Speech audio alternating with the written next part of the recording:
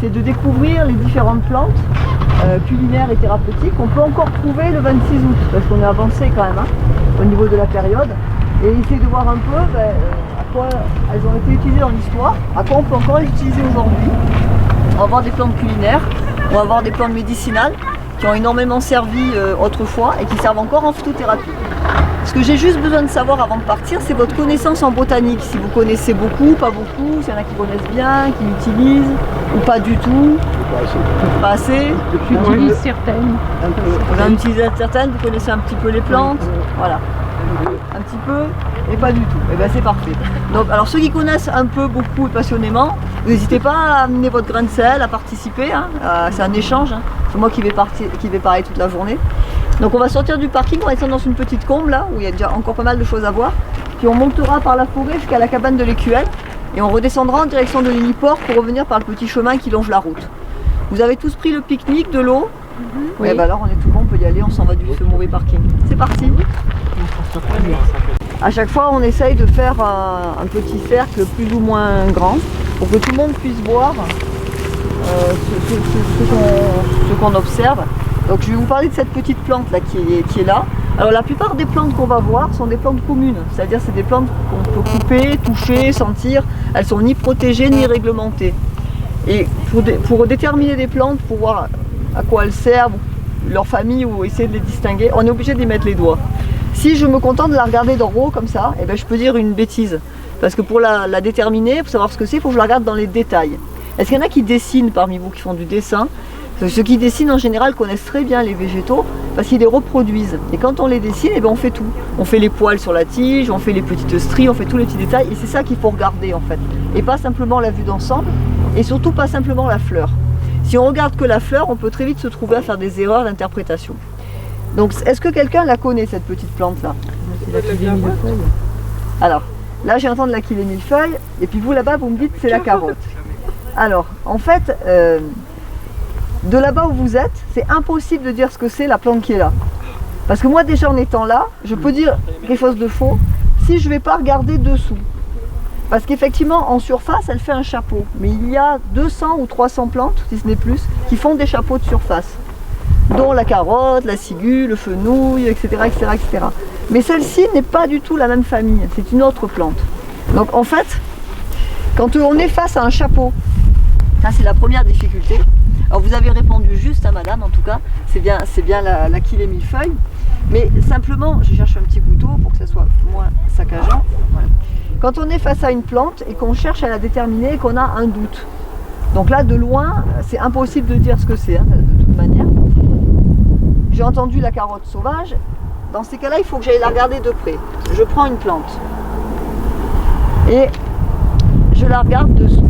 Et là, qu'est-ce que je constate ? Vous voyez les fleurs qui sont en chapeau, en surface, elles sont attachées sur la tige à plein de hauteurs différentes de votre tige. Si vous vous souvenez de vos cours de sciences naturelles, de la primaire peut-être, quand on apprenait les fleurs à l'époque avec les composés, les ombellifères, vous vous souvenez de ça? Ah oui. Donc la carotte sauvage fait partie des plantes de la famille des ombellifères, c'est-à-dire qu'elle s'ouvre comme un parapluie. Et là, justement, juste derrière, vous avez une plante qui s'ouvre comme un parapluie. On dira après comment elle s'appelle, mais c'est juste pour vous montrer la différence de ce que c'est qu'un parapluie. Donc je vais lui couper la tête, voilà. C'est juste pour vous montrer la différence, il n'y a pas de... Vous voyez, un parapluie, ça c'est un parapluie, ça part d'un point central. La carotte, elle partira d'un point central comme ça. Celle-ci, si je regarde dessous, ça part de partout. Donc d'entrée, je sais que ce n'est pas une ombellifère. Donc je l'extrais de l'idée que ça peut être la carotte ou une ombellifère quelconque. Donc on verra après les ombellifères. Je pose celle-là, c'est juste pour vous montrer pourquoi celle-ci d'entrée, je sais que c'est pas une ombellifère et que maintenant il faut que je trouve dans quelle famille de plantes elle se trouve pour pouvoir éventuellement la rechercher pour lui mettre son nom si je la connais pas. Si je la connais, c'est facile. Comme cela, on m'a dit tout de suite le nom. Mais si je la connais pas, il faut la chercher. Si je cherche dans un bouquin au hasard en tournant toutes les pages, j'en ai pour la vie des rats, comme on dit dans le sud. Donc si on a déjà la famille, on gagne un peu du temps. Donc je vais vous distribuer à présent un petit bout de fleur et vous allez extraire une petite fleur du bouquet. C'est-à-dire que vous allez en prendre une seule dans vos mains, vous voyez, comme ce que je suis en train de faire, comme ça. Juste pour regarder à quoi elle ressemble. Ce qui vous aidera après à voir pourquoi c'est pas une carotte. Donc vous sortez une petite fleur du bouquet. J'ai un tout petit bout par mini-groupe, hein, parce que comme ça vous regardez à deux. On va essayer de pas, même si ce sont des plantes communes, de ne pas gaspiller la ressource en coupant plus qu'il n'en est nécessaire pour la détermination ou l'explication. Donc je donne un petit bout, tu la connais? Tu m'abstiens? J'en ai un bout. Oui, avec des corymbes et pas des ombelles. Alors, je donne un petit bout à chacun. Voilà. Voilà, que tout le monde ait de quoi regarder. Alors, maintenant, vous extrayez, je vous en ai donné plusieurs de fleurs. Hein. Vous en extrayez une dans vos doigts pour que vous en ayez qu'une dans la main, une toute petite. Et cette toute petite, vous la regardez bien et vous me dites à quoi ça vous fait penser. À quoi ça vous fait penser cette toute petite fleur là? Elle est minuscule. Hein. Quand on la regarde, à quoi elle fait penser qu'on connaît déjà? Une pensée. Oula, ça fait longtemps que vous n'en avez pas vu des pensées. Je dirais une astéracée. Mais... Alors donne-moi un nom de fleur. À quoi elle vous fait penser? Marguerite. Hein. À une petite marguerite. Ou à une petite pâquerette. Vous voyez, on a un cœur au milieu et des pétales. Ou à une camomille. Vous pouvez faire je t'aime, oui, camomille aussi. Vous voyez celle-ci que j'ai là, comme elle est jolie là. On voit bien il y en a les ici, pétales, de la camomille. le cœur. Vous voyez tout ça? Et il y a de la matricaire odorante aussi qui est une On a 5 cousine. petits pétales. et puis un cœur moi comme je une connais petite pas la pâquerette. différence des deux. Eh bien, cette toute petite fleur que vous avez, qui ressemble à un bébé pâquerette, si je tire ce que je pense être un pétale, j'arrache un pétale avec mes doigts, et bien là, j'ai une fleur. Si j'arrache un deuxième pétale, comme avec les marguerites, hein, quand vous faites je t'aime, un peu, beaucoup, ben je vois que vous tirez sur un pétale, en fait vous tirez sur une fleur complète. Et au niveau du cœur, vous avez des fleurs en tube. Alors je vous les ferai voir sur une plus grosse composée. Cette plante fait partie de la famille des composées. En fait, c'était des fleurs tellement petites qu'elles se sont regroupées en un tout petit bouquet. On appelle ça un capitule. C'est une fleur composée comme la marguerite, le pissenlit, la pâquerette. Mais elle était encore tellement petite qu'elle s'est regroupée avec plein de copines pour former ce qu'on appelle une corymbe de fleurs. Donc ça, ces fleurs qui sont en chapeau, mais qui dessous s'étagent à différents niveaux de la tige, on appelle ça des corymbes de fleurs. Donc c'est bien l'Achillée millefeuille. Si vous êtes amené à la rencontrer dans la nature, il ne faut pas la confondre, maintenant vous le savez, avec la famille des carottes, justement des ombellifères qui feront des fleurs blanches aussi, là elle est en graines, mais qui feraient des fleurs blanches. Vous voyez que de regarder que ça fait un chapeau, eh ben, c'est pas forcément juste. Il faut aller chercher dans le détail. Donc si je reviens à l'Achillée millefeuille, voilà comment elle se présente et voilà ses feuilles. Donc millefeuille on comprend aisément, hein, parce que la feuille elle est très découpée. Et si vous sentez la petite fleur que vous avez dans la main, si vous la sentez, eh bien vous allez voir l'odeur qu'elle a, elle sent très bon. C'est une plante que elle sent très bon. Moi je trouve qu'elle sent bon. Après, il y en a qui l'aiment moins. J'aime bien cette odeur.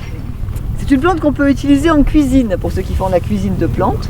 C'est une plante qui rentre dans les préparations culinaires. On utilise la feuille comme du persil sauvage, c'est-à-dire qu'on va égrener, vous voyez, il y a une tige centrale, et puis il y a plein de petites feuilles sur les côtés. On va l'égrener comme ça. Tchouk. Et après, ben, si je mets dans une main, voilà, là vous avez du persil ou des herbes aromatiques pour mettre sur les plats. Elle a des vertus thérapeutiques. L'Achillée millefeuille, on l'appelle l'herbe au charpentier. Elle est hémostatique, elle arrête les saignements. Vous connaissez. Et elle décongestionne les veines. Elle décongestionne les veines et elle est très utile en cas de crise hémorroïdaire. Donc comment on l'utilise? En cuisine, avec les feuilles. Les petites fleurs sont comestibles, hein, elles peuvent se manger dans les plats, dans les gâteaux, on peut s'en servir pour aromatiser des flancs ou autre. Mais on peut également faire tout bêtement de la tisane, lorsqu'on a des problèmes de varices, d'hémorroïdes ou de circulation du sang par congestion veineuse. Donc on va prendre les petites fleurs, parce que c'est souvent celles-ci qui sont les plus odorantes, faire de l'infusion comme on fait un thé, hein, c'est-à-dire mettre les fleurs séchées dans une boule à thé et verser de l'eau chaude dessus. Et ensuite on va boire cette infusion, à raison de 2 ou 3 tasses par jour suivant les cas, pour essayer de libérer la congestion veineuse. Si on a vraiment des grosses douleurs de varices ou des grosses douleurs au niveau des hémorroïdes, on peut faire des bains de siège ou des compresses à appliquer directement par la voie externe. Donc c'est une plante très intéressante et qui était très utilisée autrefois par tous les travailleurs manuels, les agriculteurs dans les champs, qui pouvaient être amenés à saigner du nez parce que le soleil tapait sur la tête par exemple, ou qui s'étaient coupés avec un couteau ou un outil de charpenterie. On utilisait l'Achillée comme pansement hémostatique pour mettre dans la narine ou autour d'une plaie. C'est une plante qui pousse en plaine, l'Achillée millefeuille. Elle ne pousse pas que en montagne. Et elle peut être légèrement en coloration rosée, on en verra peut-être aujourd'hui. Et donc si elle est légèrement en coloration rosée, ça veut simplement dire qu'elle a fait des productions de sucre un peu différentes au niveau du sol, parce qu'elle a rencontré des minéraux et ça change juste sa coloration finale, mais c'est la même espèce. Donc maintenant voilà, vous verrez quand vous croisez des chapeaux comme ça, alors on va voir quelques ombellifères hein, dans la foulée, ça vous permettra de venir voir de près si on retrouve ou pas le parapluie et si on retrouve ou pas la petite pâquerette pour cataloguer la fleur. Alors s'il y en a qui veulent faire un herbier, à chaque fois je vais couper un petit bout. Tu veux faire un herbier? Même un petit peu. Des fois c'est bien, ça fait un petit temps, je les repose. Ah non, je la prends. Vous la prenez? Bah oui, parce que je vais pas me... Moi, je n'aurai trop, j'aurais besoin de mes mains pour monter. Ouais. J'ai un sac à papier, quelque chose. Alors on va parler des ombellifères du coup, puisqu'on en a juste là avant de se déplacer un peu, parce qu'on va avancer tout doucement dans le carré. Voilà une ombellifère, donc ça maintenant vous savez, une ombellifère, ça souffle. Il y a plusieurs ombellifères dont la carotte sauvage, mais il y a aussi dans cette famille d'ombellifères des plantes mortelles comme la ciguë. Donc il faut faire attention quand on trouve une ombellifère à ne pas regarder que la fleur blanche, parce qu'on peut se tromper, ce ne sera pas forcément une carotte. Donc on va observer celle-ci qui est là. Il y a une d'ombellifère, alors je vais passer de l'autre côté, comme ça vous pouvez venir la voir. Donc en ce moment les ombellifères elles sont en graines, hein, on n'en verra pas forcément en fleurs. Donc on peut imaginer qu'à la place de chaque petite graine, là vous aviez des fleurs blanches. Hein. Et maintenant la fleur, eh ben, elle a fini son cycle, on a la petite graine à la place. Mais le principe de l'ombellifère, c'est vraiment cette attache en parapluie qui vient sur la tige centrale. Et ensuite, vous avez à chaque bout de la baleine de parapluie, eh ben, un bébé parapluie sur lequel sont posées la fleur. Ça, c'est typique des ombellifères. Celle-ci d'ombellifère, elle a une particularité, ce sont ses feuilles qui sont assez grosses. Alors, dans cette famille de plantes, on doit tout observer dans le détail. La taille de la plante, la tige, si elle a des poils, pas de poils, les graines et les feuilles. Parce que si on se trompe et qu'on avale la ciguë en pensant manger une plante comestible, ben on peut appeler le corbillard directement, c'est pas la peine de déranger l'hélicoptère. On n'est pas pressé. Donc si je vais voir une feuille, voilà, vous avez une feuille assez intéressante, là, un peu grosse. Et si je l'observe cette feuille, qu'est-ce que je constate? Eh ben, ça c'est une feuille entière. Hein. Elle est séparée en 3 folioles. Excusez-moi, c'est la feuille de... Oui, c'est la feuille de celle-ci. D'accord. Vous voyez, c'est celle-là. J'ai coupé un petit bout tout à l'heure pour montrer, mais voilà cette ombellifère. On essaie de trouver comment elle s'appelle. D'accord. Donc pour regarder comment elle s'appelle, je vois qu'elle est assez grosse. Hein. Si elle était en fleurs, ça ferait des grandes fleurs. Elle a une tige un peu rouge, globalement. Et puis elle a des feuilles assez grandes, composées de 3 folioles, elles-mêmes découpées en 3 parties, vous voyez. Et dentelées, et légèrement arrondies quand même en pointe. Alors, après, si on la cherche, on va chercher avec tous ces détails. Et elle a globalement pas de poils sur la tige et la feuille. Elle s'appelle l'égopode. Égopode. C'est une plante culinaire qui a été autrefois énormément mangée, qui est un peu tombée en désuétude aujourd'hui, mais qui a été très très consommée, qui est un très bon légume sauvage, qui apporte beaucoup de vitamines, beaucoup de minéraux, et qui a l'avantage de ne pas réduire à la cuisson, contrairement aux épinards. L'égopode ne réduit pas, donc s'il permet d'en consommer des belles quantités sans avoir à avoir une cueillette trop importante. Alors là, vous voyez que les feuilles elles commencent à être un peu passées, et surtout on a la fleur qui est déjà arrivée jusqu'au bout, jusqu'à la floraison et la graine. Donc on n'aura pas une bonne qualité de feuilles si on les mange maintenant, parce qu'en fin de parcours, elles deviennent amères. Donc on va avoir une saveur amère qui va dominer les autres saveurs. En général, on mange les feuilles plutôt au printemps et au début d'été. Tu dis qu'elles ne réduisent pas la cuisson, ça veut dire qu'elles contiennent moins d'eau que le quénopode? Alors ça veut dire qu'elles contiennent moins d'eau que les épinards et qu'elles se ramollissent moins. En fait, par exemple, quand on va le voir l'épinard, hein, on va remonter le voir juste au-dessus là maintenant. L'épinard il a des feuilles très fragiles, très fines, donc si on le fait blanchir, il va disparaître quasiment. On le met directement à la poêle. Alors que l'égopode, on voit que les feuilles sont assez rêches, la nervure centrale elle est épaisse. Donc si on le met à la poêle, on va pas arriver à tout cuire en même temps. Donc très souvent, celles-ci, on les fait blanchir. Donc pour qu'elles ramollissent et que la nervure devienne comestible. Mais pour autant, on aura toujours un gros volume de feuilles. Elles sont plus épaisses au niveau de la cuticule, des nervures, etc. D'accord. Donc un petit aparté sur les noms des familles. On a dit, ça c'est une ombellifère, et l'Achillée millefeuille, c'est une composée. Composée de plein de petites fleurs, comme les marguerites, les pâquerettes, hein, quand on fait je t'aime un peu beaucoup, on tire à chaque fois une fleur, c'est pour ça qu'on les appelle les composés. Ça, ce sont les noms les plus faciles à retenir quand on ne connaît pas bien la botanique, parce qu'ils sont parlants. C'est composé de plein de fleurs, ça c'est une ombellifère comme un parapluie. Il faut savoir qu'aujourd'hui, si vous achetez des nouveaux livres en botanique, les noms ont changé. Les botanistes ont changé les noms. Les ombellifères s'appellent des apiacées.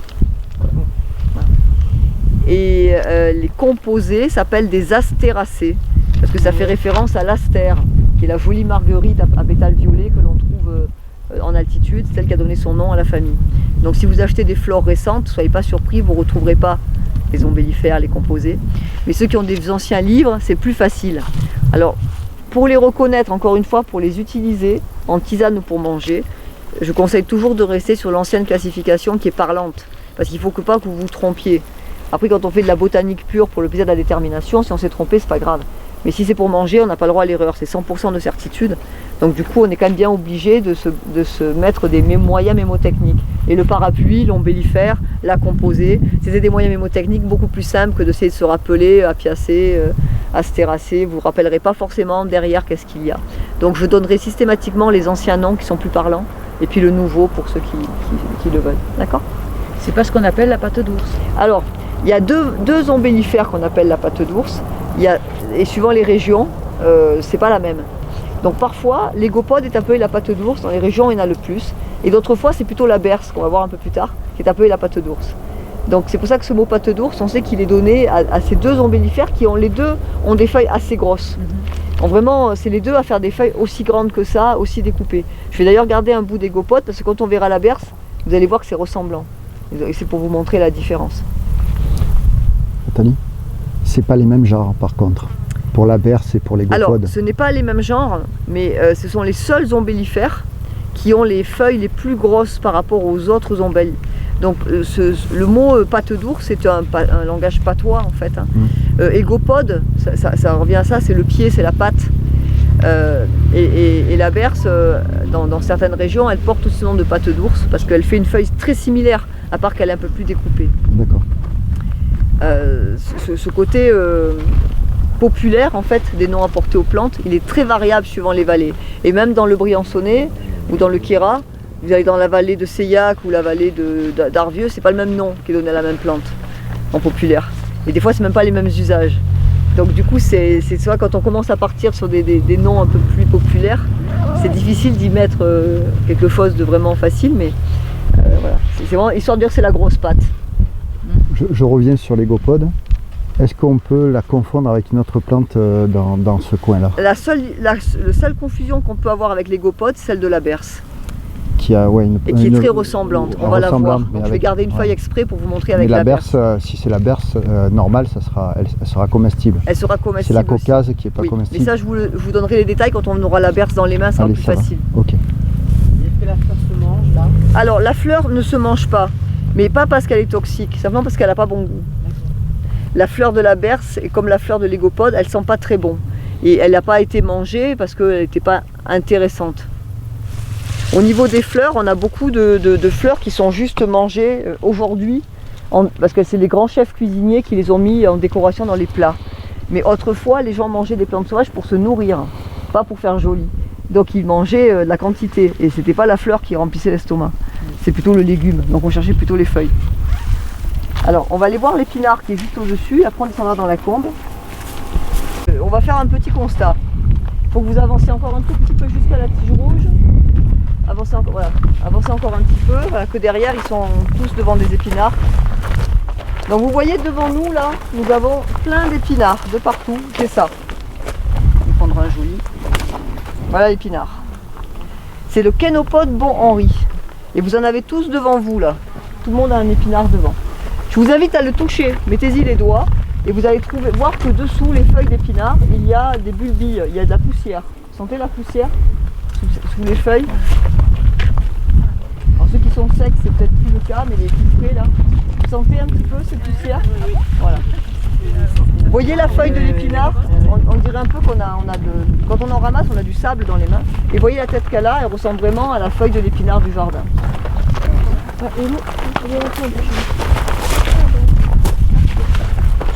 Alors cet épinard sauvage s'appelle le Kénopode, Kénopode Bon Henri. Kénopode, ça vient du grec kénopodion, qui signifie la pâte d'ours.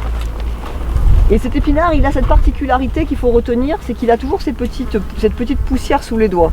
En fait, sous toutes les feuilles, vous avez une cuticule épaisse qui fait casquette par rapport au soleil. Et dessous, vous avez souvent une partie de la feuille qui est plus fragile, avec des stomates, avec des bouches par lesquelles les échanges gazeux se font. Et certaines plantes mettent en place des stratagèmes pour ne pas se dessécher, parce que par ces bouches, elles transpirent et elles perdent de l'eau toute la journée. Et là, l'épinard, il a comme un chèche, comme nous quand on a le masque et qu'on transpire, vous voyez. bah, il réavale la vapeur d'eau, donc on se dessèche moins la gorge. Donc l'épinard, c'est exactement ce qu'il fait. Donc ça, c'est une caractéristique, hein, au-delà de la feuille en triangle. Et puis vous voyez que là, il est en fleurs, mon épinard, parce que celui-là, c'était un jeune. Donc il fait des petites fleurs vertes en grappe. Et quand il est avancé dans la saison, devant vous, il doit y avoir des graines. Donc j'avance un peu, voilà, là, il y a des graines. Quand il a fait ses graines, elles sont comme ça. Et là, tenez, je veux bien que vous les passez.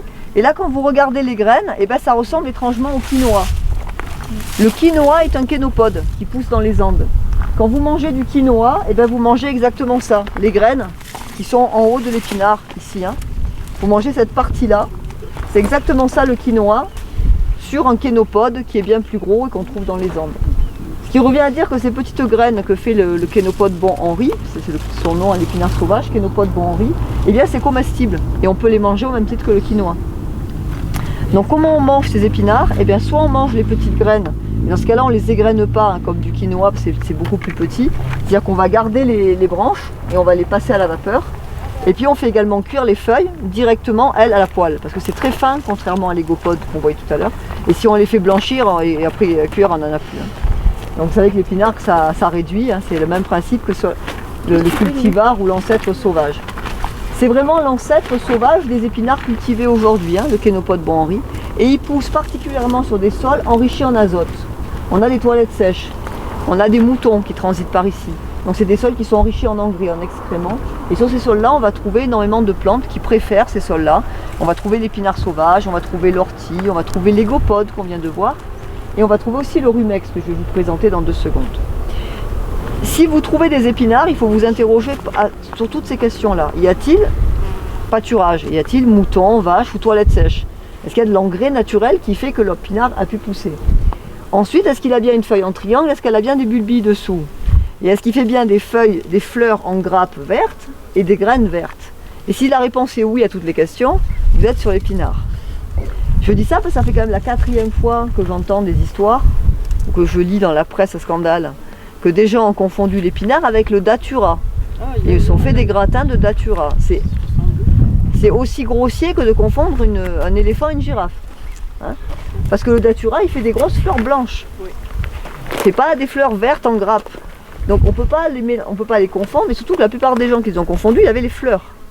Donc il faut vraiment se rappeler de tous les détails, parce que sinon c'est votre vie qui entre en danger quand vous les mangez. Okay, donc voilà pour cet épinard qui a vraiment été énormément mangé autrefois, au même titre que l'égopode, qui aujourd'hui est tombé un petit peu en désuétude. Si vous allez dans les restaurants et que vous mangez la recette des oreilles d'âne, traditionnellement c'était fabriqué à partir de cet épinard-là, parce que ça fait aussi penser à l'oreille d'un âne, au-delà de la patte de l'oie. Okay, alors sur les mêmes sols où on a les épinards, on a également de l'oseille qui pousse. Et voilà une oseille qu'on appelle le grand rumex, qui est ici. Alors ça se reconnaît de loin parce que ça fait cette espèce de vilaine tige là, avec des graines rouges, on l'appelle la rhubarbe des moines. Et voilà les feuilles. Alors c'est pareil, ça fait penser hein, aux feuilles de l'oseille, hein, ceux qui en ont dans les jardins, hein, voilà.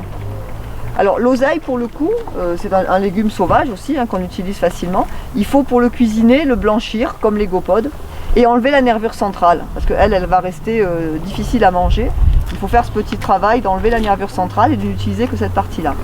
Dans le rumex, dans cette plante, dans le rumex, on a une substance qui s'appelle des anthraquinones et qui va vous drainer les intestins. Si vous êtes tendance constipée, ça va bien vous aider. Ça a un léger effet laxatif quand on en mange trop. C'est un petit goût assez sympathique, hein. C'est vraiment... Là on a vraiment des champs qui autrefois étaient ramassés, mais tous les jours c'était cueilli pour faire des plats. Parce que ça apportait énormément de légumes verts. Et si vous en mangez aujourd'hui, vous avez de la vitamine, des minéraux à l'état brut. Puisqu'on sait que notre alimentation elle est en grande partie dénuée de tout nutriment et de toute vitamine aujourd'hui, hein, par les traitements de l'agriculture qu'elle subit. Excusez-moi, je peux passer? Ah bien sûr. C'est pour garder les distances. Eh ben oui, ils vont s'avancer et vous allez passer derrière. Et quand elle est jeune, la plante, elle n'a pas de graines. Alors, je vais vous la montrer jeune parce qu'il y en a. On va laisser passer madame. Voilà. Allez-y, allez-y. On va laisser passer madame et on va regarder des jeunes. Parce qu'il y a des jeunes qui repoussent. Vous allez voir comment ça se passe les jeunes. Hop. Voilà une petite jeune là. Voilà un petit bébé. Et si vous regardez au cœur, vous avez la petite fleur qui arrive. D'accord, ok. Vous voyez? Ouais, c'est fini. Là, on en a une jeune aussi, qui est déjà faite cette petite fleur. Là. Ah oui, donc c'est très rapidement. Vous Là, vous avez le bourgeon, vous le voyez. Ouais. Et là, vous avez une petite jeune aussi qui pousse dessous. Très rapidement, vous avez le petit bourgeon et vous avez toujours ces bulbilles dessous. Hein. Ouais. On les a tout de suite. Hein. Ouais, après, si vous avez un doute, parce qu'il vous manque la fleur, on s'abstient. Là-dessus, c'est clair. Vous avez un doute, on s'abstient. Vous rencontrez des feuilles de datura où il n'y a pas de fleurs. Vous voyez la feuille en forme de triangle, vous avez un doute. Vous avez un doute. On va acheter une salade à Carrefour. C'est vraiment ça qu'il faut faire pour éviter toute problématique. Alors venez, on va sortir du potager de légumes verts pour descendre dans le. Pardon. Pour descendre et libérer le chemin. Et on va aller faire un petit point de vue sur le plateau. On joint en grappe là. Pour ceux qui ont envie, les plus jeunes ou autres, vous pouvez vous mettre à quatre pattes pour les sentir. Parce que ça sent le miel. Et parfois lorsqu'on fait des randonnées et qu'on passe dans des secteurs où il y a énormément de ces fleurs jaunes, on a une odeur de miel qui monte assez forte. Est-ce que quelqu'un la connaît? Est-ce qu'il y a des Savoyards dans le groupe? Il y a des Savoyards, non? Excusez-moi, est-ce qu'on peut l'accueillir ou pas? Alors on peut l'accueillir, tu peux en prendre une, ouais. C'est bien de poser la question. Le gaillet, non? C'est le gaillet, oui. Le gaillet jaune. Alors, l'odeur de miel, elle est assez caractéristique. Hein. Ça sent vraiment le miel. Et les gaillets, ils ont des particularités qui aident à les reconnaître, parce qu'il y a plusieurs espèces de gaillets. On va voir à quoi elles servent après, mais déjà comment on fait à déterminer que c'est un gaillet? Ben, en fait, quand on... Je vais vous la faire passer.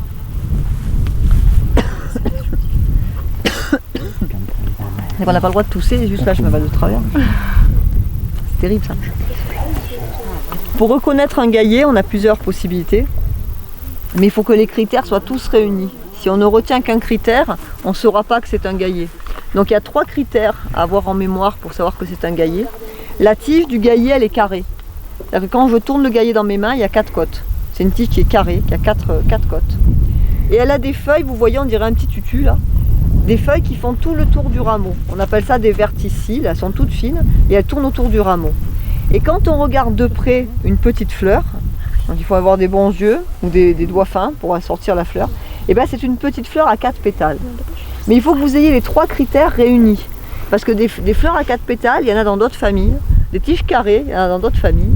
Mais la seule famille qui a une tige carrée, des fleurs à 4 pétales et des feuilles qui font le tour du rameau, ben c'est la famille des gaillets qu'on appelle les rubiacées. Famille des rubiacées. Et là vous allez trouver l'aspérule aussi. L'aspérule et puis les gaillets blancs, les gaillets jaunes et les gaillets gratterons que souvent on a dans les potagers qui s'agrippent aux chaussettes quand on désherbe. Alors maintenant je vous laisse passer ce petit gaillet qui sont très bons. On l'appelle aussi en Savoie le caille-lait.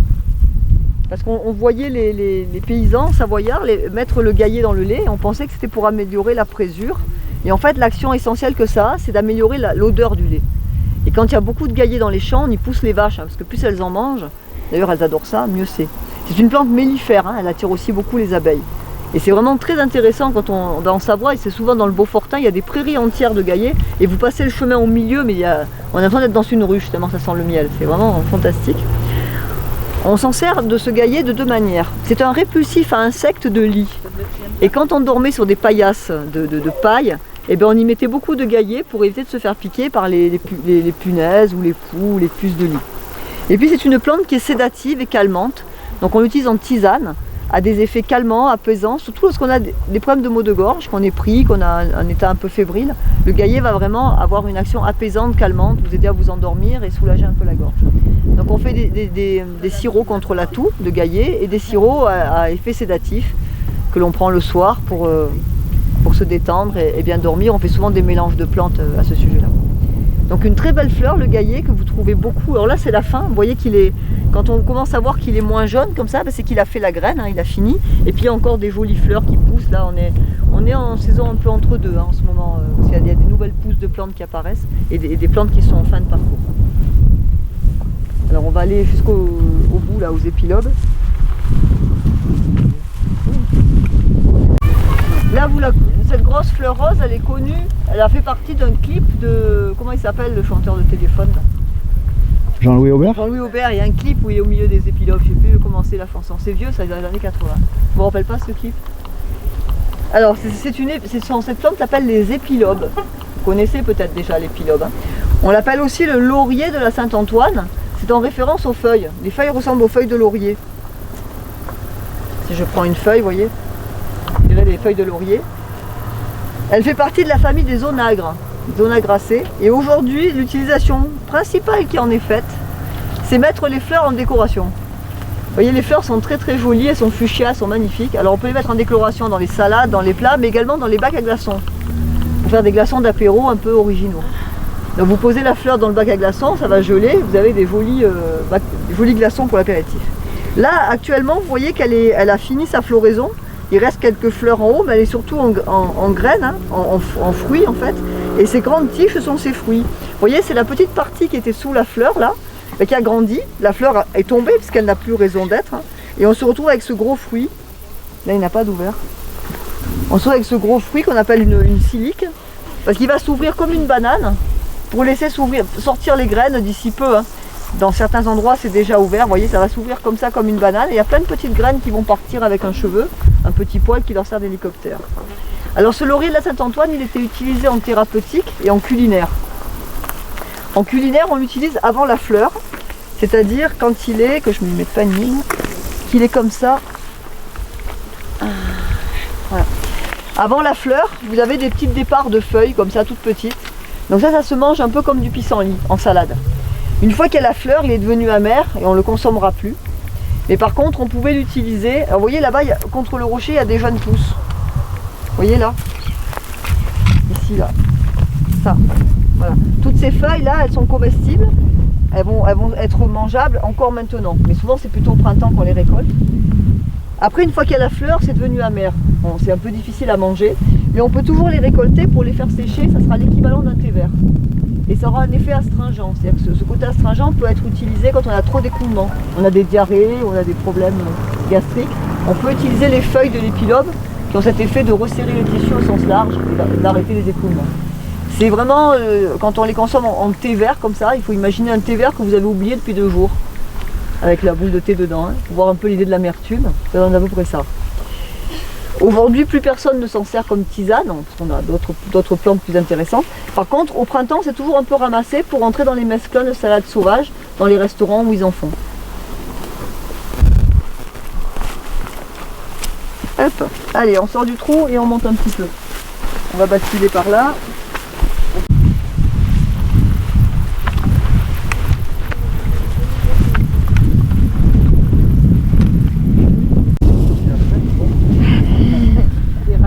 Quelle forme?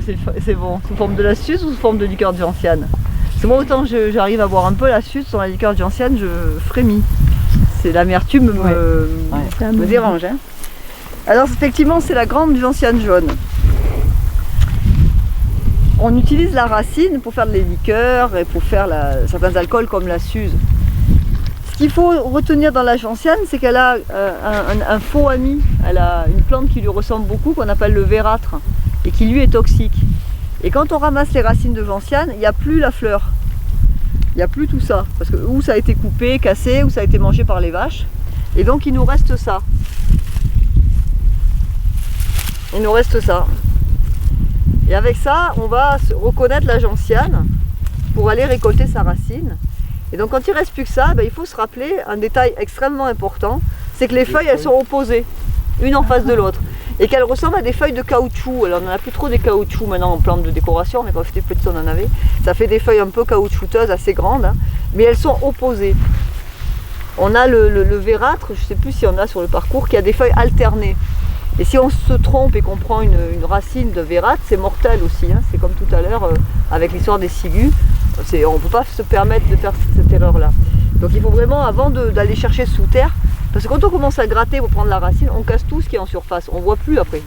Et il faut s'assurer également, vous voyez par exemple dans ce parterre-là, bon il y a celle-ci qui est en fleur, je la reconnais, et puis il y en a plein des feuilles couchées là. Et bien toutes les feuilles, mais alors toutes, je vais les lever pour regarder qu'elles sont bien toutes opposées, même les bébés là. C'est bien de la gentiane, c'est bien de la gentiane, c'est bien de la gentiane, c'est bien de la gentiane. Ok, je peux creuser.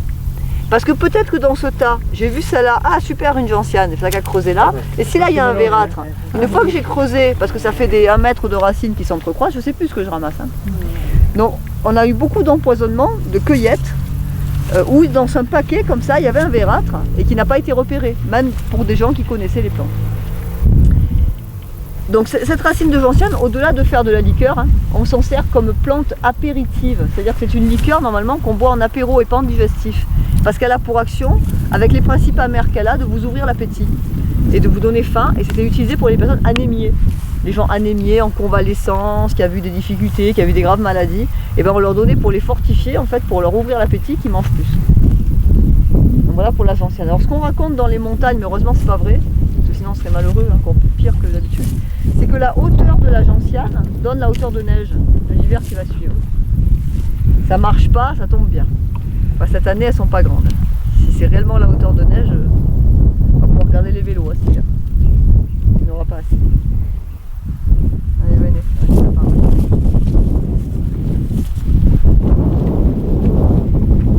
Voilà. Pod, il faut que je la reprenne.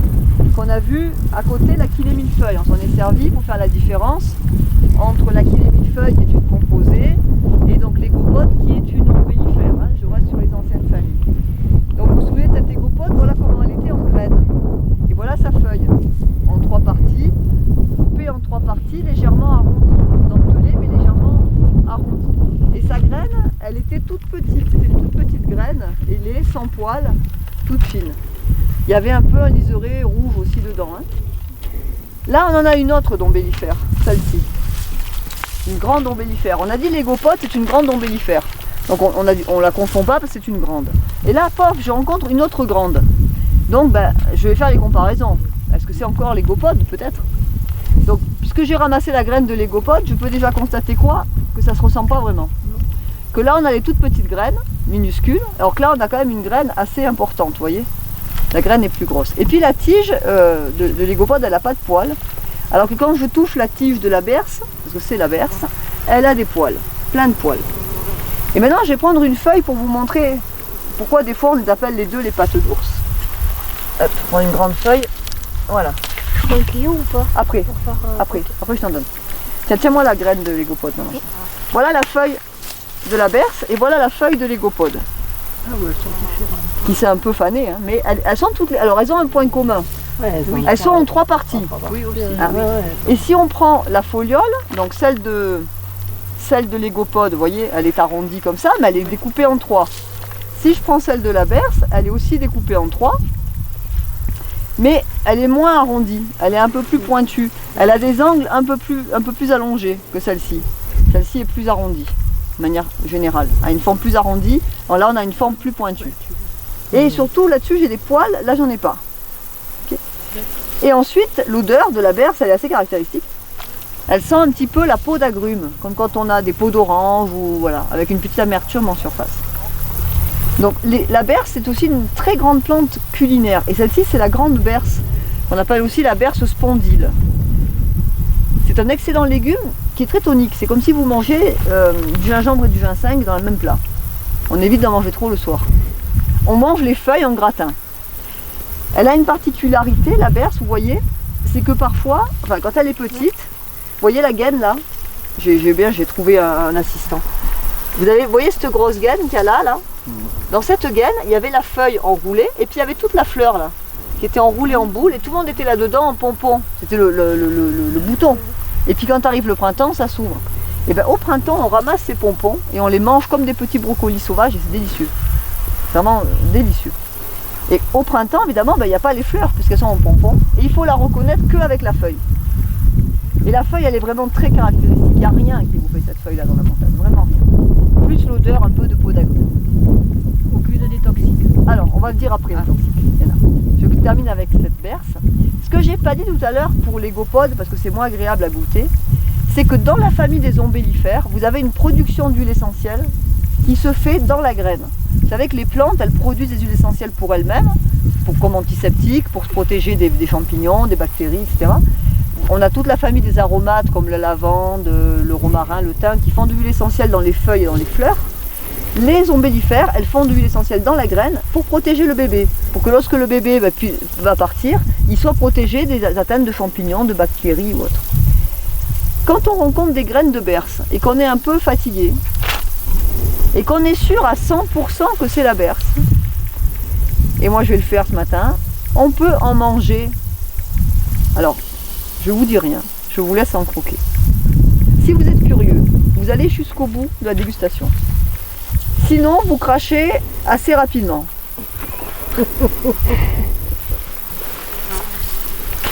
Vous crachez après la peau d'orange. Si vous êtes curieux, vous attendez l'effet qui se coule. Mais il va être cool, hein. Ah oui. Qui veut goûter? Les enfants, c'est pas sûr, faut demander permission aux parents. Parce qu'après, ils sont toniques. Tonique, c'est ce qu'il me faut. Il reste plus rien, on peut y aller. Et des fois, les parents s'en plaignent après qu'ils sont toniques. Ça va. Ah ouais, c'est fait. Qui c'est qui a osé aller jusqu'au bout? Moi. Alors le bout n'est pas agréable. Hein. Non. Au début, c'est la peau d'orange et le bout est... Alors, vous avez vu que là, elle est belle verte, hein. Vous donnez une belle graine. Après, elle vire un peu au rouge et ensuite, elle va sécher. Donc, on va vraiment la ramasser. Après, elle va être comme ça. Quand elle est toute sèche, on ne peut pas la croquer.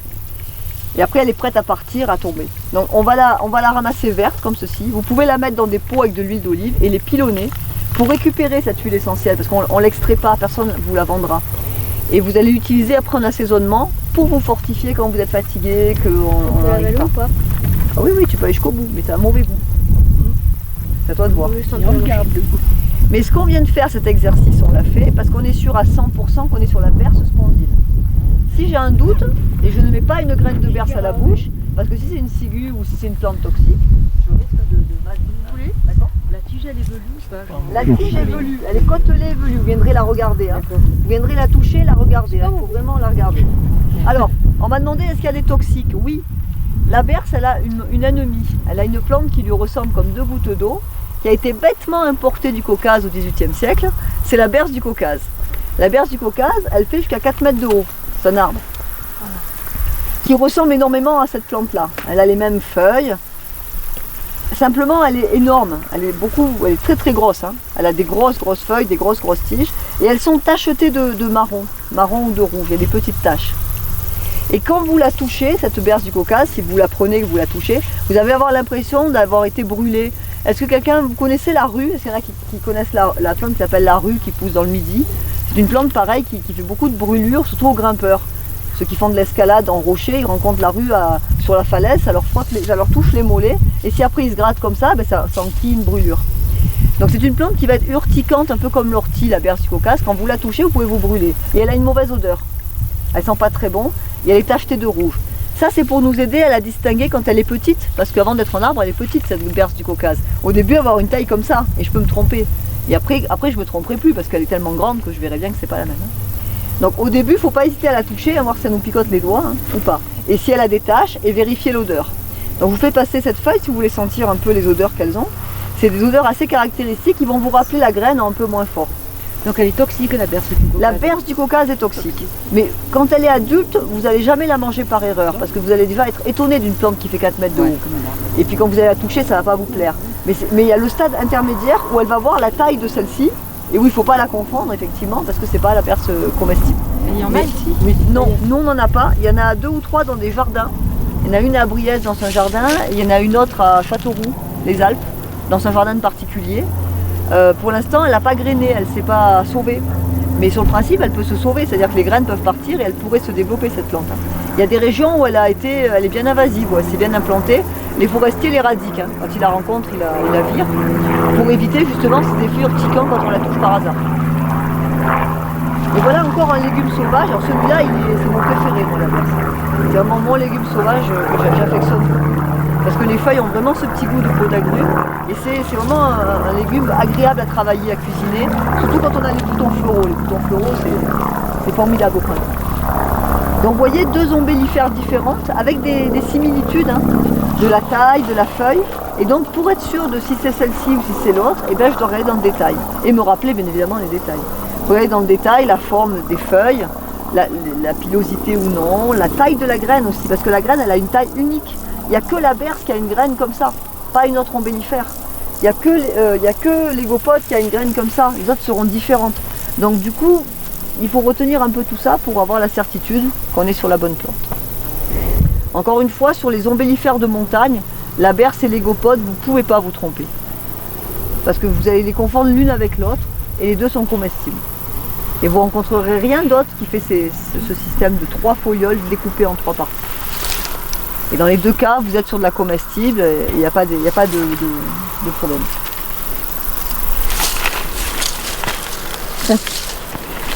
Et là, tu peux faire un prélèvement. Non, ça ira. Ça ira. Ok, un petit morceau. Ça sent fort encore. Vous voyez, une belle fleur d'ail. Alors je vais essayer d'aller chercher l'ail en fait, hein, la tête d'ail.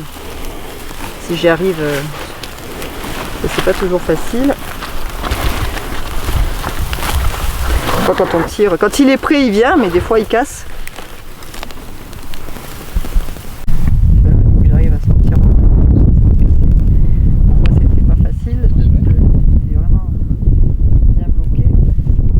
Voilà, j'ai l'ail. Vous constaterez qu'un ail fait une gousse d'ail. Et que la tête d'ail, elle se fait pas naturellement. Parce qu'on a trafiqué l'ail qui fait une tête. On a trafiqué tous nos légumes. Hein. Ils n'existent pas à état naturel. C'est tous des géniques déjà. Tous les légumes planter qu'on les mange. gousses d'ail. Hein? J'ai essayé de planter les gousses d'ail. Et alors? On a au champ. La plus belle que j'ai vue, c'est ça. Et voilà. Parce qu'en fait, on a trafiqué tout, là, que ce soit la carotte, que ce soit, on les a améliorés, on a fait grossir les petits pois, on a fait grossir. Mais le légume sauvage d'origine, il est tout à fait différent. Donc à notre insu, on mange déjà des légumes un peu transformés depuis très longtemps. Il y a un livre intéressant, vous pouvez vous amuser à lire, il est rigolo. En plus, c'est Jean-Marie Pell qui a une écriture très romancée. C'est des légumes oubliés. Et ça vous raconte comment on est arrivé aux légumes d'aujourd'hui. Donc voilà l'ail. Donc on peut soit manger la gousse, hein, qui est vraiment une gousse d'ail, soit effectivement utiliser les fleurs. Et ça c'est génial parce que ça nous permet de laisser repartir. Alors c'est l'ail rocambole, hein, parce que je reconnais le... Vous voyez, il a des bulbilles là. Enfin, j'oublie mon couteau. Vous voyez les petites bulbilles là? Il y a eu une première floraison. Il y avait une tête de fleurs, vous voyez. Et cette tête de fleurs, elles ont fait des petites bulbilles, vous les voyez là? Et ces petites bulbilles, elles redonnent une fleur. C'est comme si c'était des petites racines. Elles refont une fleur. D'accord. Donc là, tout le monde l'a vu parce que je vais la démonter maintenant. C'est quoi le nom du livre? Vous voyez? Les légumes oubliés. Alors je vais la démonter. Qui c'est qui me donne une main et qui c'est qui aime l'ail? Tu peux manger, faut mettre dans la bouche. Qui c'est qui veut goûter de l'ail? On s'embrassera pas normalement aujourd'hui. Hein. Mais il faut tout en manger. Bah normalement on n'a pas... Ah mais je vous ai pas donné la bulbille. Ah, Elle est tombée. là, Merci. là il y en a encore un peu là. Alors j'essaie de vous en donner. Allez hop, hop, hop. Ouais, j'en aurai pas pour tout le monde parce qu'elle est petite, mais déjà ça vous fait goûter hein, la bulbille. Après celui qui est plus... Je croyais qu'elle était plus Alors ça dépend des os. Et là c'est un ail sauvage, hein, l'ail rocambole, qui est vraiment une toute petite tête qui redonne des fleurs qui redonneront des bulbilles. Là à chaque fleur il y aura à nouveau une bulbille. C'est ça qu'on l'appelle le rocambole parce qu'il part dans tous les sens. Et après ben, la gousse d'ail, s'il y en a un qui a une salade qui veut s'emporter la gousse pour tout à l'heure. Oui. Allez. que je l'ai pas massacré pour rien, qu'il y en a un qui en profite quoi. C'est à la fois doux et en même temps dans la longueur du... Oui. Il y a une longueur de goût. Il y a une longueur de goût derrière. C'est beaucoup moins fort que Ouais, c'est moins fort que l'ail que l'on achète, hein, ça n'a complètement, rien à voir. complètement.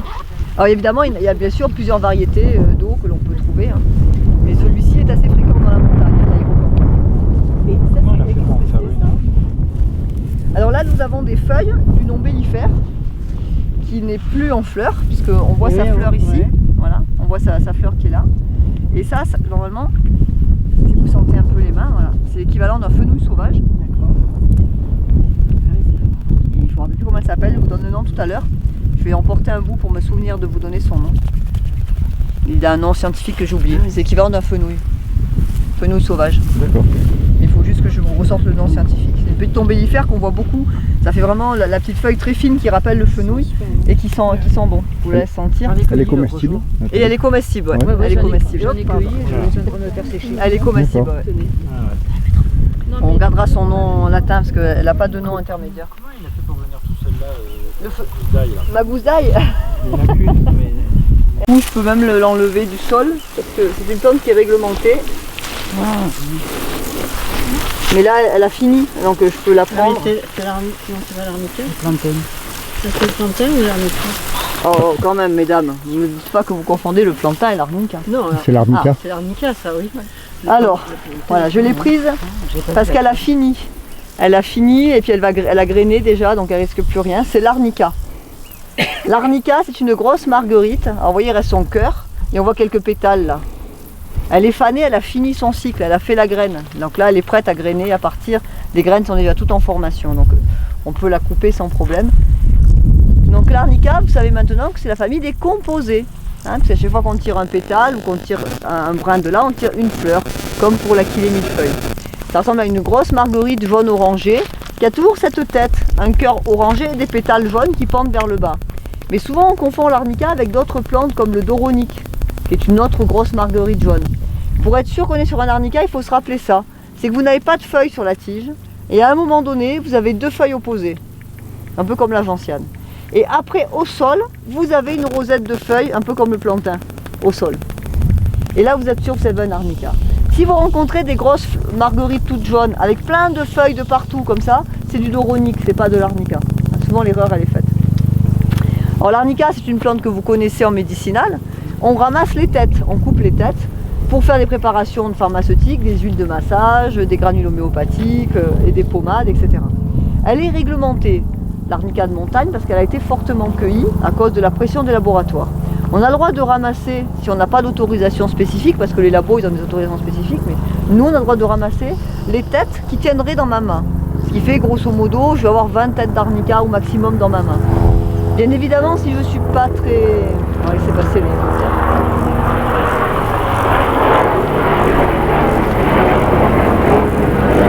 Si je ne suis pas très respectueuse, je peux très bien y aller tous les jours.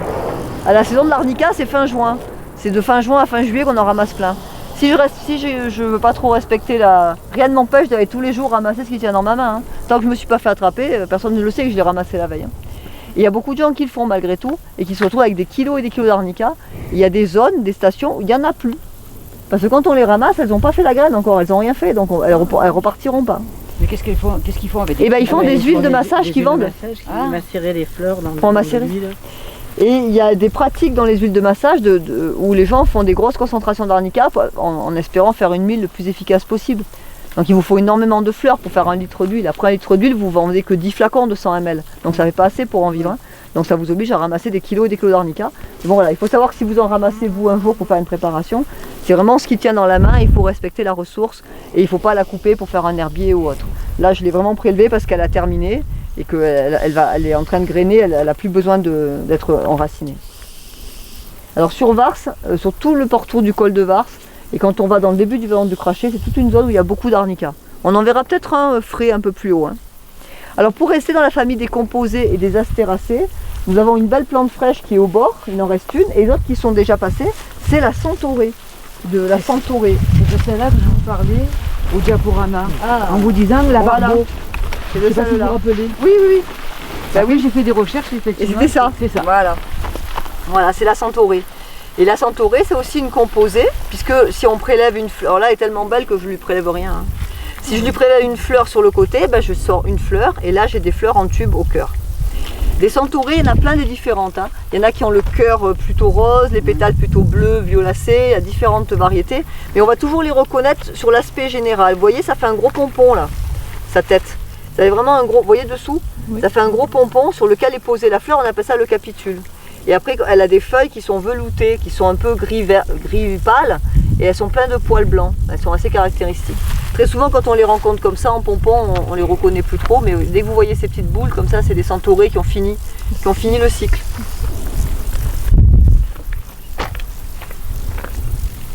Allez, venez, on continue. Donc d'entrée, on la reconnaît, hein. Un beau parapluie. Les fleurs sont fanées, la graine arrive. La graine, elle est intéressante par rapport aux graines qu'on a vues. Hein. Elle est allongée, cette graine. Elle est vraiment très très allongée, très fine, elle s'ouvre vite. Et voyez les feuilles. Elles sont aussi découpées, mais très fines.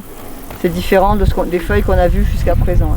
Je les aime pas trop, celles-là, parce que je trouve qu'il y a beaucoup de risques de confusion dans ces plantes avec d'autres. C'est une antrisque, antriscus.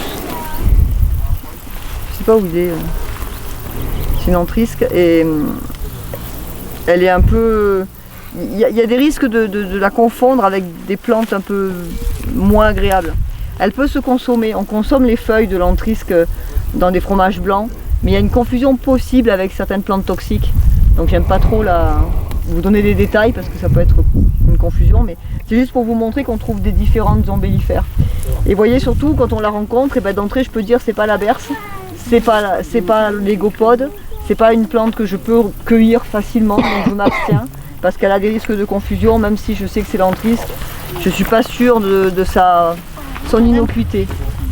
Mais si on la compare avec celle qu'on a vue tout à l'heure, bonjour, on voit que la graine elle n'est pas du tout ressemblante. Hein. Vous voyez, quand je vous disais que les graines sont uniques, vous voyez, là on a des graines très allongées, j'arrive même pas, elles se cassent tout de suite. On a des graines très allongées, ce qui n'était pas le cas des autres ombellifères. Et la feuille n'a absolument rien à voir. Donc ça vous permet à chaque fois de mettre en place tous les critères sur ces ombellifères pour ne pas vous faire piéger. Nathalie, quand tu dis qu'on peut la confondre, c'est vers les ciguës ou les œnanthes? On peut la confondre avec des œnanthes. Des œnanthes, hein. Ouais. Sauf que là on est moins en base aquatique. Alors, voilà, normalement on est assez dans une zone, c'est pas son milieu à l'œnanthe. Le Nantes est plutôt dans les zones humides, là on est dans une zone plutôt montagneur. Ouais. Normalement c'est une antrisque, mais souvent quand elle est petite, il n'y a pas le reste pour m'assurer. Il n'y a que les feuilles et le risque il est trop fort de se tromper. Donc celle-ci je préfère que... C'est juste pour montrer qu'il y en a d'autres, mais que vous l'oubliez aussi vite que vous l'avez vu. Ouais, ça ressemble à du persil. On va laisser passer là avec ses petits, après on y va tranquille. Ça ressemble à du persil plat. Hein. Ça ressemble à du persil plat, et ce qui ressemble à du persil plat, ça fait peur. Ouais. Parce que tout ressemble à du persil plat. Dont des plantes qui ne sont pas très sympathiques. J'ai amené un ouvrage et à la pause repas on le feuillettera pour regarder un petit peu les petites différences sur photo. Parce que sur photo, enfin sur dessin plutôt, c'est plus facile de voir les mini différences entre les uns et les autres dans les toxiques. Mais dans ces ombellifères, il y a des toxiques qui sont vraiment pas gentils. Et après on peut toujours appeler les secours, mais des fois on n'a pas le temps. Donc on évite. Le persil plat, on évite. Ah je sais pas, j'ai pas de nom. Bien, oui. Et comment on fait à être sûr que c'est pas un genevrier toxique? On est sur la feuille. Mais bah, elle mange pas comme ça. Alors j'entends d'un côté les graines et la couleur. De l'autre côté les feuilles. La couleur de quoi? Des feuilles. Alors moi je le fais aux feuilles. Alors, il n'y a qu'un moyen de le faire. Je vais tester ma femme. Il n'y a qu'un moyen de le faire, c'est les feuilles. Oui. Il y en a un qui est bleuté, l'autre qui est... Non. La couleur, on s'en fout complet. C'est que les feuilles qui permettent de me dire que je suis sur un genevrier toxique ou pas. Le reste, ça sera que du supplément. Si je prends un petit rameau, voilà. Il porte un petit fruit, mais s'il n'en portait pas, c'est pareil. Qu'est-ce que je constate quand je le regarde? C'est qu'il a des aiguilles pointues. Et que ces aiguilles, au bout, elles me piquent le doigt si j'appuie dessus. Si je le caresse comme ça, il ne va pas me piquer parce que je suis pas dans le sens des aiguilles. Hein. Mais si je viens appuyer dessus, que je touche les aiguilles, elles sont pointues. Voyez? Vous les voyez pointues, les aiguilles? Oui. Il ne faut pas faire ça, parce que si vous faites ça, ça ne pique pas. Hein. Non. Il faut vraiment regarder que c'est une aiguille. C'est une aiguille qui est plus ou moins fine, mais c'est une aiguille. Et après, les petits fruits, je vais essayer d'en chercher deux au moins de différents. Après, les petits fruits sont au départ verts et ensuite deviennent bleus, ce qui est normal chez le genévrier. Le genévrier fait partie de la famille des conifères. C'est un conifère au même titre que le mélèze, que le sapin, que l'épicéa. Et vous savez que les conifères, ils ont la particularité de faire comme fruits des pommes de pin et pas des baies. Les conifères, quand vous êtes sur un sapin d'épicéa, ils font bien des pommes de pin. Oui. Donc ce petit genévrier est aussi un conifère. Donc ce que vous pensez être une baie, en fait c'est une pomme de pin arrondie, ce qu'on appelle une galbule. C'est-à-dire qu'il y a 3 graines dans un réceptacle qui va se fermer comme ça avec 3 écailles. Et quand on regarde de près un petit fruit, et bien on constate qu'on les voit. On voit la fermeture des 3 écailles, ça fait 3 attaches à la fermeture. Et donc c'est pas une baie comme on le dit en langage populaire, mais c'est un petit cône arrondi qui porte le nom de galbule. Et comme toutes les pommes de pin, et ben ça met 2 ans à mûrir. La première année, le fruit est vert, la pomme de pin elle est verte, et la deuxième année, et ben elle atteint la maturité, elle a basculé au bleu, et c'est là qu'on le récolte en général pour le mettre dans les pâtés, dans la choucroute et autres. Si vous en trouvez un petit bleu et que vous êtes curieux, vous pouvez le manger. Et c'est très bon. Et là, il y a un bleu, mais avec d'autres feuilles. Ah, ça c'est autre chose. C'est une myrtille. Ça, c'est la myrtille? Non, non plus, mais on va le voir juste après. Laissez-le avec le fruit. Ok, d'accord. Oui. Laissez-le avec le fruit. Tu peux le manger quand même, c'est de la famille des myrtacées canines. Ouais, Donc j'ai pas compris comment, je crois. comment on pouvait Normalement, moi j'en consomme. entre les feuilles pointues et pas. Mais attendez, je ne suis pas arrivée. C'est pas la vraie soyez myrtille. pas patient. Ouais, J'avais pas de t'as raison. Pour l'instant, Et tu peux le consommer.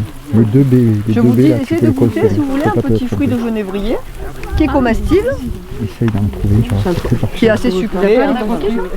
Tenez, il y a deux là. Tiens, attends, regarde, là, tu en as une. Alors, il faut qu'il soit bien mûr, hein, sinon c'est pas très bon. On commence à mûrir. Tu vas voir, ça va être parfumé. Alors, comment on fait comment Ça a le goût de la ça myrtille. serait si c'était un genévrier Ça a le goût du toxique? gin. Eh bien, au lieu d'avoir des feuilles en aiguilles piquantes, Ça rappelle la choucroute. il aurait des feuilles qui ressemblent au cyprès, en écailles. Vous voyez les cyprès, les tuyas, les feuilles que ça a? Oui. Eh bien, les genévriers toxiques. Que j'ai mangé. Et oui, vous êtes trompé, mais c'est toujours pas une myrtille. Oui, mais c'est- Ah là, oui. Oui, Il y en a. Au goût, oui.